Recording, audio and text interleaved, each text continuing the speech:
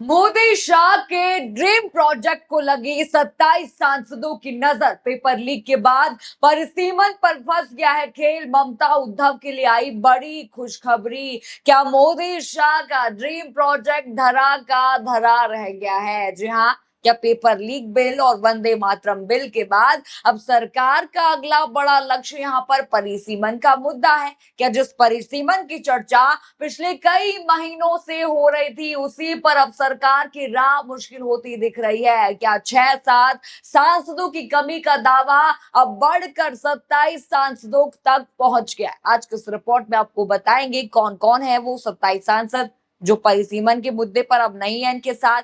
कैसे यहाँ पर राजनीतिक बहस बन गया परिसीमन का मुद्दा, सुप्रीम कोर्ट में एक नोटिस गया है वो भी आपको बताऊंगी। कैसे इनके खुद के नेता भी इनको छोड़ रहे हैं, इस्तीफा दनादन यहाँ पर हो रहे हैं। तो वीडियो को आखिर तक आप लोग जरूर देखिएगा, सब कुछ आपको बताऊंगी। नमस्कार, मैं हूं राधा राणा और आप देख रहे हैं प्यार भी। देखिए दोस्तों, पिछले कई दिनों से संसद के भीतर लगातार बड़े मुद्दों पर चर्चा हुई। देखिए, धर्मेंद्र प्रधान का इस्तीफा हुआ, उसके बाद पेपर लीक बिल पर चर्चा तो होनी थी, वंदे मातरम बिल पर भी चर्चा हुई, छात्र आंदोलन पर चर्चा हुई, अमित शाह के इस्तीफे तक पर चर्चा हो गई, वहां पर बात तक अमित शाह पर हो गई वहां पर। लेकिन इन सब के बीच एक ऐसा मुद्दा भी है जो कुछ दिनों के लिए सुर्खियों में जरूर यहाँ पर जो है गायब हो गया है। जो मुद्दा इतने दिनों से चल रहा था, हर न्यूज चैनल चला रहा था, आज वो मुद्दा गायब है।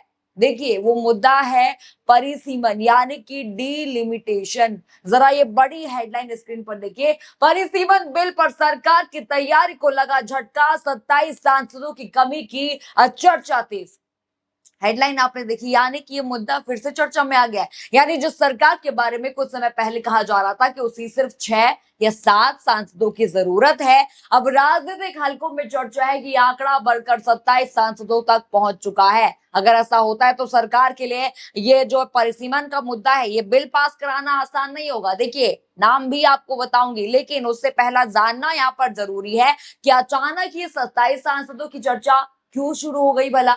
जब देश भर में छात्र आंदोलन यहाँ पर चल रहा था, उसी दौरान विपक्ष लगातार आरोप लगा रहा था कि सरकार की नजर सिर्फ आंदोलन पर नहीं है, बिल्कुल भी छात्रों पर नहीं है, बल्कि इनकी नजर है परिसीमन पर, डीलिमिटेशन पर। ऐसे ही मैं ये बात नहीं कह रही हूँ, डिंपल यादव जी हैं वो भी यही कहती हैं। जरा वीडियो डिंपल यादव का देखिए।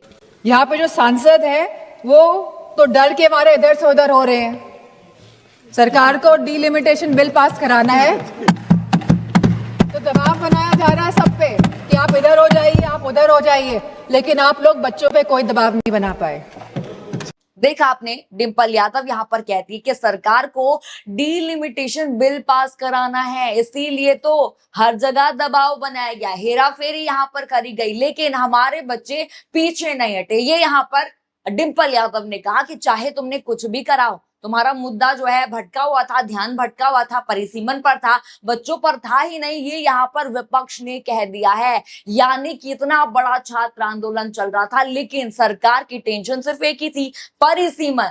लेकिन अब आगे की कहानी और भी दिलचस्प हो जाती है। बताया यहाँ पर जा रहा है कि परिसीमन को लेकर राजनीतिक समीकरण मजबूत करने के लिए पिछले कई वर्षों से हर राज्यों में यहाँ पर बदलाव हुए। पश्चिम बंगाल में हुए, आपको पता है, बागी हुए, महाराष्ट्र में और दूसरे राज्यों में दल बदल और गठबंधन की राजनीति लगातार चर्चा में रही है। आपको पता है किस तरह से ऑपरेशन का नाम उनको दे दिया जा रहा था कि ऑपरेशन लोटस है, ऑपरेशन टाइगर जो है सफल रहा। ऐसे यहाँ पर जो है गोदी मीडिया ये खबरें चला रहा था। अब देखिए, सबसे बड़ा सवाल यहाँ पर यही है कि आखिर ये 27 सांसद कौन है। देखिए, कहानी बताऊंगी, कौन कौन है ये भी बताऊंगी, लेकिन देखिए, सबसे पहले आपको बता दूं कि हाल ही में दल बदल विरोधी कानून यानी कि देखिए 10वीं अनुसूची को लेकर सुप्रीम कोर्ट में बड़ा घटनाक्रम हुआ है। जरा बड़ी हेडलाइन स्क्रीन पर देखिए। कपिल सिब्बल ने दल बदल विरोधी कानून को दी चुनौती, सुप्रीम कोर्ट ने केंद्र को नोटिस भेजकर मांगा जवाब।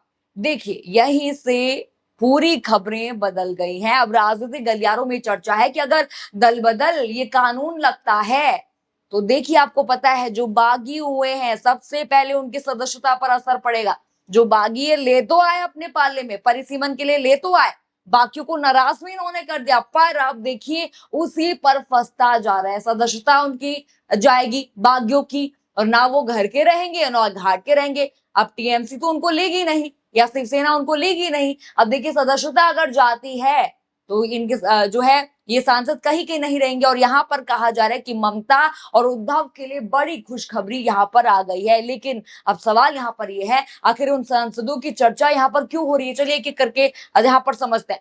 सबसे पहले बात यहाँ पर पश्चिम बंगाल की करते हैं। आपको याद होगा टीएमसी के कई नेता पार्टी छोड़कर दूसरी तरफ चले गए थे। आपको याद होगा जो टीएमसी है उसके 20 बागी हुए थे, गए कहां थे वो? एनसीपीआई में गए।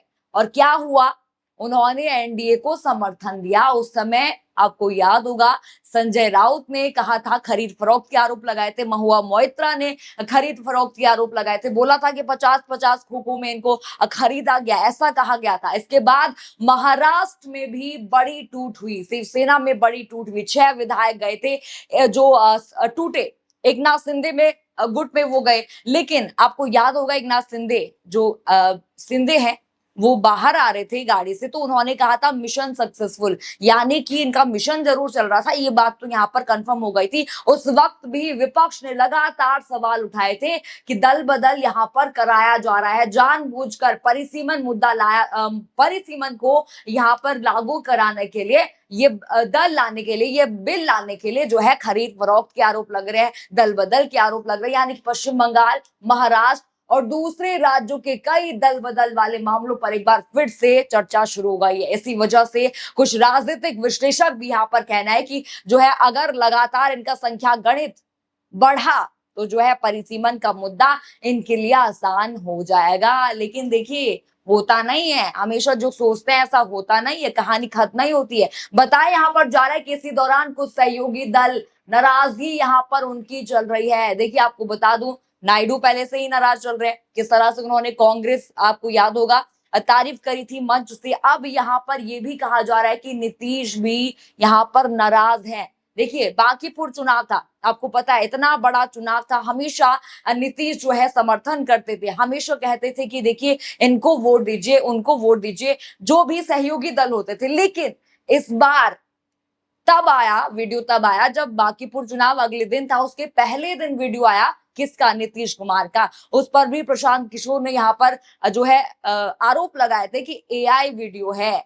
यहाँ पर नाराज चल रहे हैं नीतीश कुमार। यानी कि 27 सांसद आपको पता चल गया कहां कहां से, नायडू गए, नीतीश गए, ये जो बागी लेकर आए थे वो भी गए। तो अब बचा इनके पास कुछ भी नहीं है। जहां पर कहा जा रहा है कि 6-7 सांसदों की कमी है, वहां पर अब ये बढ़कर आंकड़ा पहुंच गया 27। यानी कि कहीं से भी बिल लागू करने के लिए इनके पास गणित जो है पूरा नहीं हो रहा है। इनका 360 का जो गणित है वो पूरा नहीं हो रहा है। देखिए वीडियो की शुरुआत में मैंने आपको कहा था कि इनके खुद के जो नेता हैं वो भी धोखा दे रहे हैं, वो भी दल बदल रहे हैं, इस्तीफा दे रहे हैं। जी हाँ, इसी वक्त जो है बड़ी हेडलाइन स्क्रीन पर देखिए, शहजाद पूनावाला ने बीजेपी से इस्तीफा दिया, एक्स बायो से हटाया पार्टी का नाम, सोशल मीडिया पर मची हलचल। आपने देखा ये वही शहजाद पूनावाला है जो हर बार हर डिबेट में आपको देखेंगे, हर गोदी मीडिया के चैनल में आपको देखेंगे, भाजपा को जो है समर्थन में बातें बोलते हुए दिखेंगे। इन्होंने बड़ा झटका दिया है किसको? भाजपा को, इस्तीफा दे दिया है। अब देखिए ऐसा नहीं है कि सिर्फ एक नहीं दिया, एक और ने दिया। आपको बता दूं दतिया उपचुनाव से पहले भाजपा की जो नेता हैं, ज्योत्सना लखा टिलवानी ने, वो कांग्रेस में शामिल हो गई हैं। स्क्रीन पर देखिए वीडियो किस तरह से उनकी गले में आपको कांग्रेस का जो झंडा है वो दिखेगा आपको उनके गले में। उन्होंने कांग्रेस में शामिल होने के बाद कहा कि राहुल गांधी किसानों, छात्रों और महंगाई जैसे मुद्दों पर संघर्ष कर रहे हैं और उसी से प्रेरित होकर उन्होंने ये फैसला लिया। यानी कि कांग्रेस राहुल गांधी से प्रेरित होकर उन्होंने ये फैसला लिया। आप देखिए हो क्या रहा है, एक तरफ परिसीमन यहाँ पर इनका पूरा नहीं हो रहा है, दूसरा जो है दल बदल का कानून इन बागियों पर लग गया,